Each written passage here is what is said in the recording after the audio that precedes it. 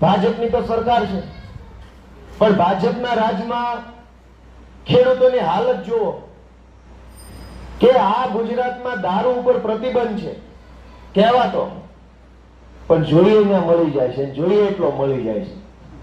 5 bottle જોઈતી હોય ક્યારેય બુટલેગર એમ ન કે 2 જ આપીશ, 3 પછી આપીશ, પણ ખાતર તમારે 3 થેલી જોઈતું હોય તરત એમ કે 1 જ મળશે, 2 નહીં મળે। ખાતર ઉપર પ્રતિબંધ નથી, ખાતર તો છૂટથી વેચવાની વસ્તુ છે, પણ પૈસા દેતા ખાતર ન મળે। દારૂ તમે કેવાની આવીને આપી જાય, કેળામાં મગાવો કેળામાં આપી જાય, ઘરે મગાવો ઘરે આપી જાય, અને કયા ગામમાં નથી મળતું? તમે મને કહો, હું ખોટું બોલતો જ ના પાડજો, વાત ખોટી છે? પ્રતિબંધિત દારૂ મળે, તાણે ખાતર ન મળે તો કેમ ખેતી કરવાની? આ ભાજપ વાળા એવા વાયદા કરીને સરકારમાં આવી ગયા કે ખેડૂતોની આવક ડબલ કરીને આપશું અમે।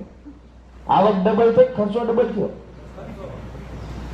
માંડ ખાતર મળે ત્યાં ભેગો ભાણીઓ લેવો પડે 600 વાળો।